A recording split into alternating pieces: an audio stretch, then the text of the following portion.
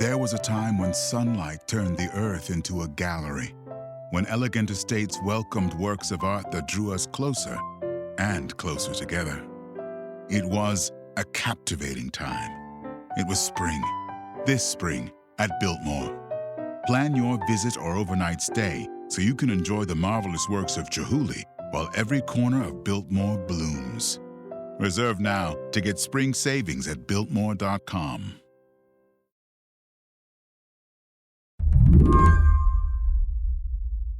I called up Umair Irfan to talk about this phrase, peak carbon. Umair reports on climate change over at Vox. He says peak carbon is a goal, a buzzword, a date, sometime in the future, when carbon emissions finally hit their apex and then start to decline globally. Greenhouse gas emissions have only been going one direction since the middle of the 21st century, up. Think of peak carbon as a measure of self-control, a sign that governments around the world are bending the curve when it comes to climate change. How far off is peak carbon globally, do you think? It depends on who you ask. One research team that I spoke to, this group called Climate Analytics, they said that we may have already achieved peak carbon, that 2023 may have been the high watermark for human output of heat-trapping gases. When you say we may have already reached peak carbon, I get this little spark of hope. I mean, I've heard the situation described as sort of tapping the brakes as we're heading towards the cliff. I mean, we're still getting closer and closer. We're still putting out more greenhouse gas emissions. Even if they're declining, we're still adding to the net total of carbon dioxide in the atmosphere, even if that rate isn't as fast as it used to be. So it's not really cause for celebration just yet. If you, like me, hear Umair here and think, hold it, I thought I was getting some good news here. Yeah. He gets it. Keep in mind, the United States hit peak carbon in 2005. And yet, the United States is still the second largest greenhouse gas emitter in the world, behind China and ahead of India. So the U.S. still has a long way to go as far as reducing its emissions.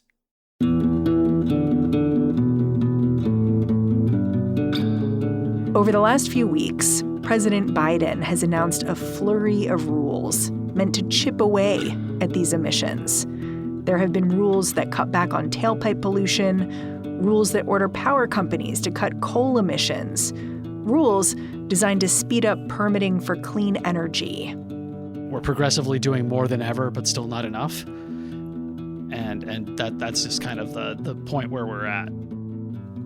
Today on the show, why it is the best of times and the worst of times when it comes to climate policy. Peak carbon or no? I'm Mary Harris. You're listening to What Next? Stick around.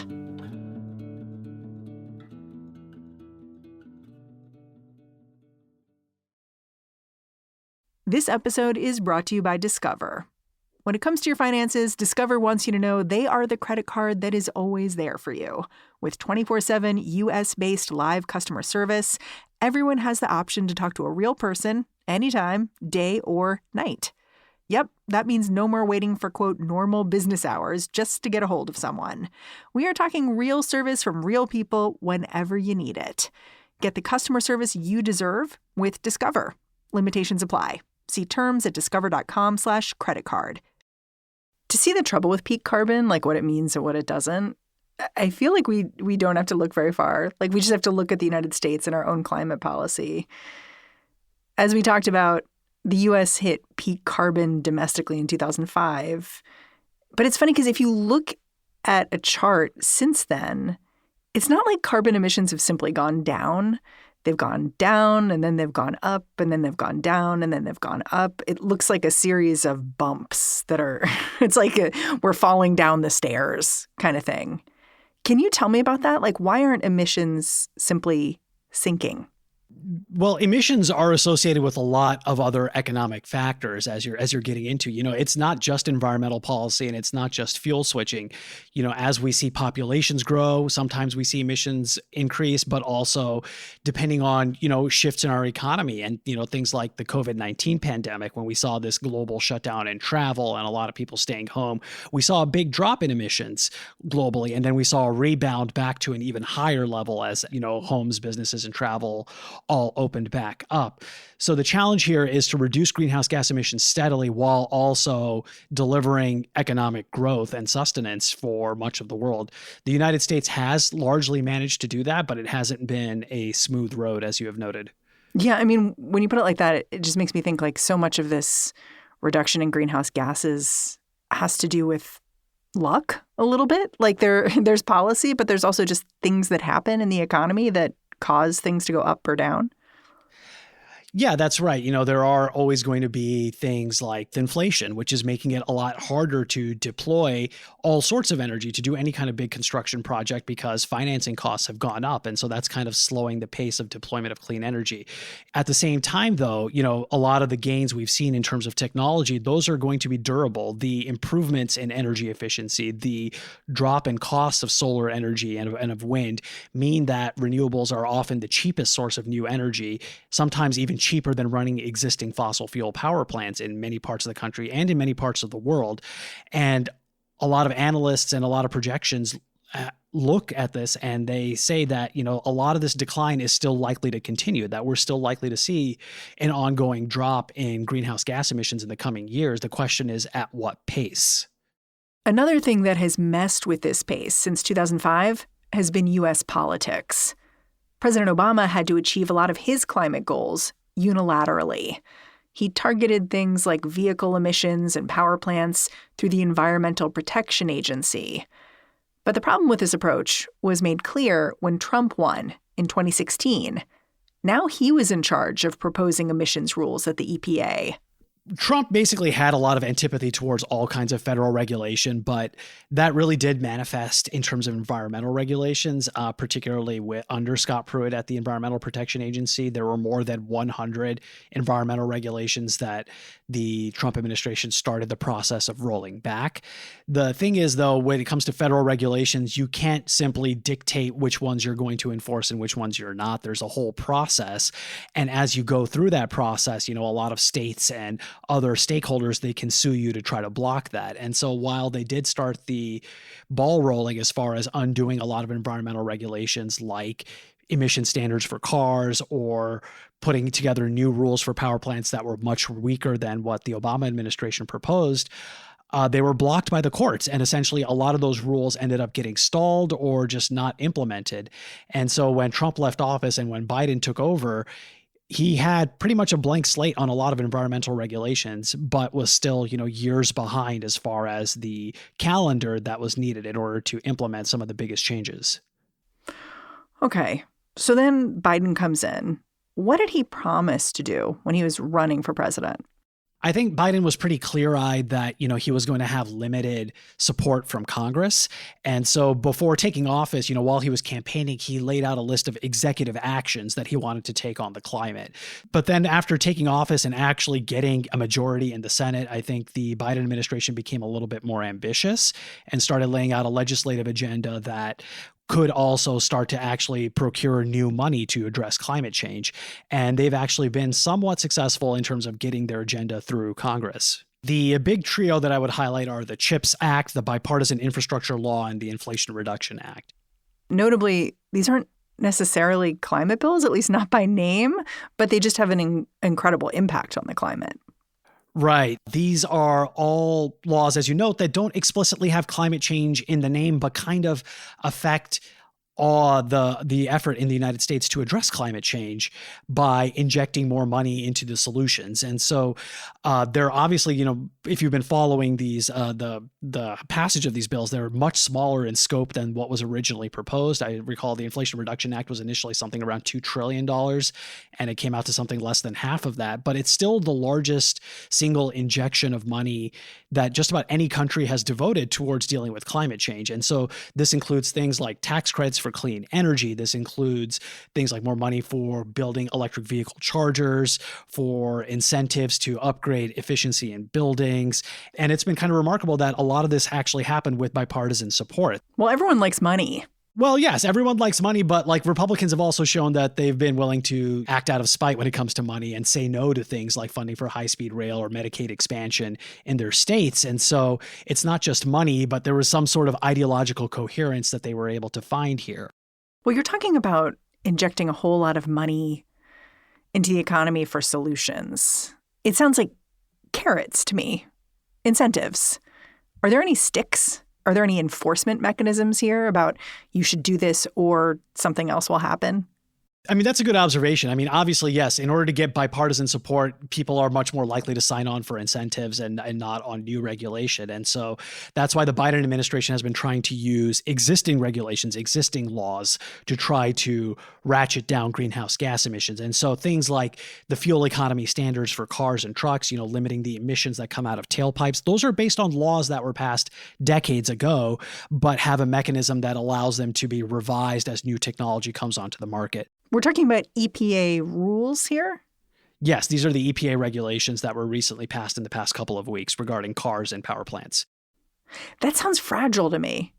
Well, I mean, I think as we've observed with the ping-ponging back and forth between Obama, Trump, and then Biden here, I think there's also something of a frustration in the federal courts about how this is going back and forth. And so there is some sort of push towards trying to get something a little bit more deeply seated.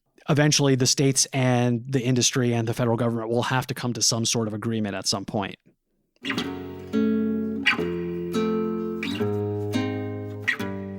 After the break, more on what these new rules do and whether a Trump win in November might do them in.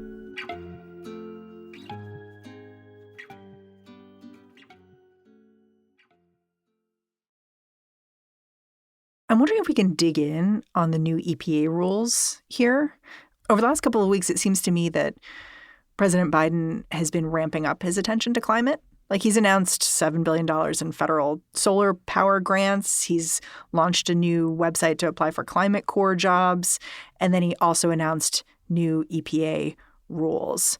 So tell me a little bit about those rules. What are they? What do they do?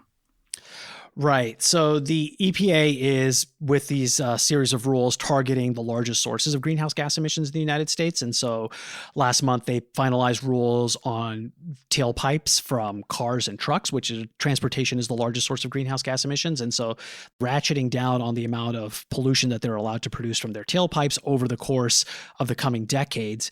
And essentially what this does is it moves the goalposts so aggressively that in a lot of cases, the main way manufacturers will have to comply with these rules is with electrification. So the rules are so strict, they force a change.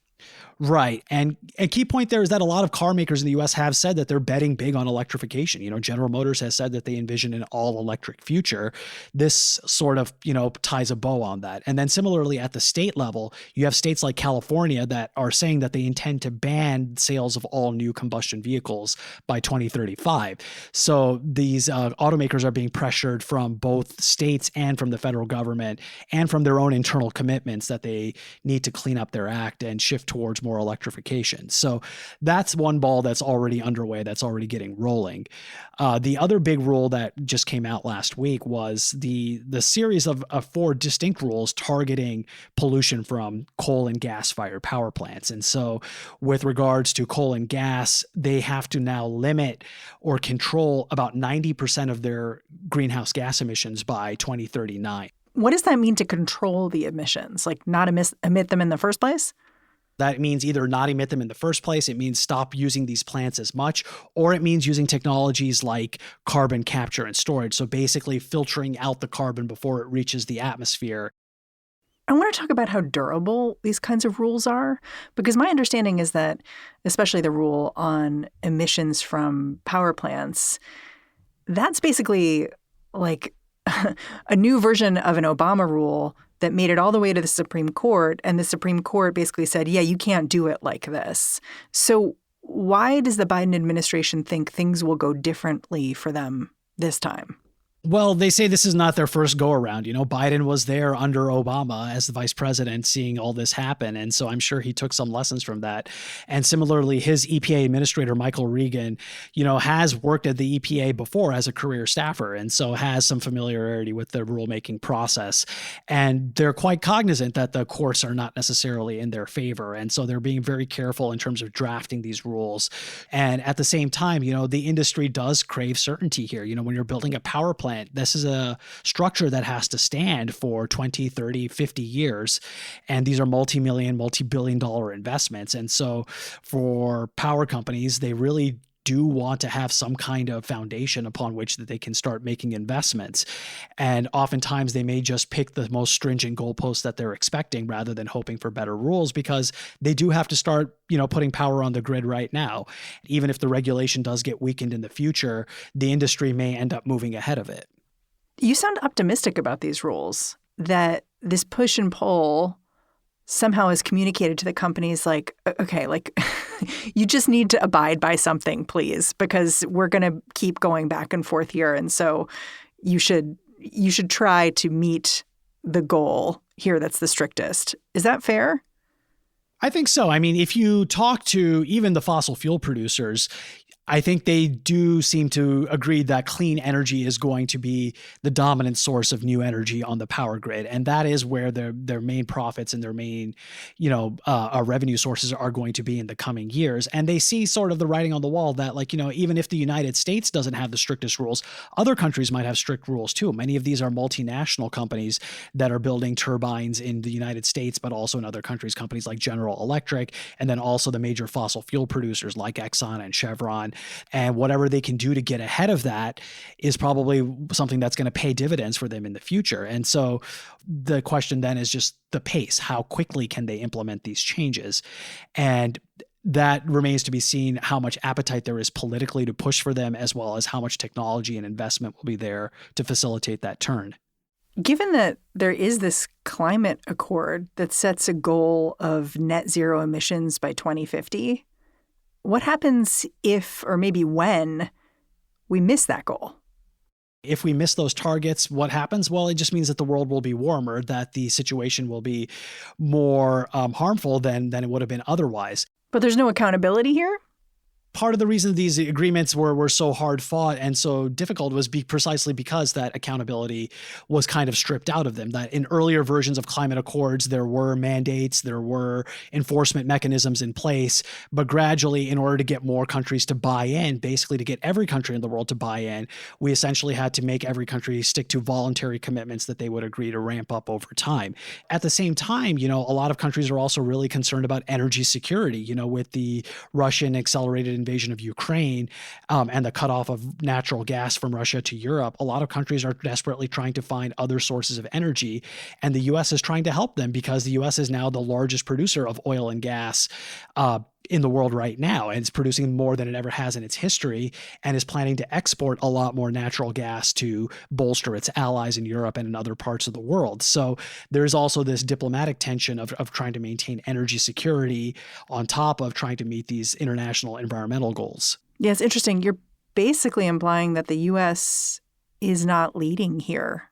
And I know that you've cited this stat that, for instance, China installed more solar panels last year than the U.S. did in its entire history. Are other countries kind of beating us to the punch and then forcing changes domestically as well? Well, China's an interesting example. I mean, I don't think that their deployment of solar panels was really out of any concerted interest for the environment per se. This is just a country that's really hungry for energy, and it just turns out that renewable energy is the cheapest and fastest way to get more energy onto the grid. China has also deployed a fair amount of coal in recent years and also nuclear power as well. But because of their immense scale, the whole world benefits when, China is achieving these economies of scale and able to sell its very cheap solar panels to the rest of the world. Similarly, similarly, China is now one of the largest exporters of electric vehicles. BYD is one of the largest EV companies in the world now. I saw one for the first time in Brazil. You don't see them in the United States because the U.S. imposes tariffs on Chinese goods. And so they're not competitive in the U.S. market just yet. But that also raises another policy question that, like, if we are really concerned about climate change, does it really matter where these things are being built? If our goal is to make that transition as fast as possible, shouldn't we defer manufacturing to the places where that can do it as big as possible, as cheap as possible? Yeah, it's interesting because, as you said, like, the whole thing here now is not whether carbon emissions are falling, but how fast they're falling. And so speed is the game. Right. And in addition, we're talking about a global picture here, that even though the United States has reduced its emissions for decades, other countries have been increasing their emissions. And so they need to peak their emissions as well. Now, China is projected to reach peak greenhouse gas emissions in the coming decade, but India may not reach peak emissions until 2045. Yeah, it feels like good news, but also maybe not good enough. That is kind of the recurring theme with all things climate, that, we're in a state where we're doing more than we've ever have, but it's still not enough. And we're further away from our goals than we've ever been. And that's just kind of the point we're always going to be living in from the years to come. I mean, it seems like some of the most important, most ambitious targets under our big climate agreements, under the Paris Climate Agreement, are basically out of reach at this point based on the current pace. And yet, we're also moving faster than we ever have as far as curbing greenhouse gas emissions. Things have never looked better as far as the technology goes. So both of these things have to be true at the same time. The picture is bright and grim. Umair, I'm really grateful for your time. Thanks for coming on the show. My pleasure. Thanks for having me, Mary. Umair Irfan is a correspondent at Vox. And that's our show. If you're a fan of what you're listening to here at What Next, the best way to support our work is to join Slate Plus.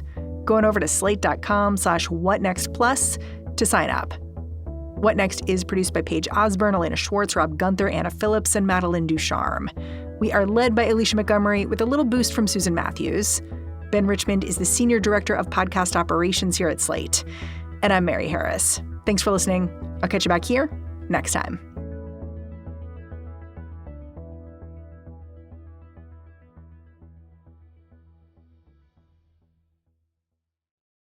We all have that friend who wakes up early to go get everyone McDonald's breakfast, while the rest of us sleep in. This is your sign to thank them. And if you're that friend, this is us saying thank you. Just a friendly reminder that right now, get any size iced coffee before 11 a.m. for just 99 cents. And a satisfying sausage McMuffin with egg is just $2.79. Price and participation may vary. Cannot be combined with any other offer or combo meal. Ba-da-ba-ba-ba.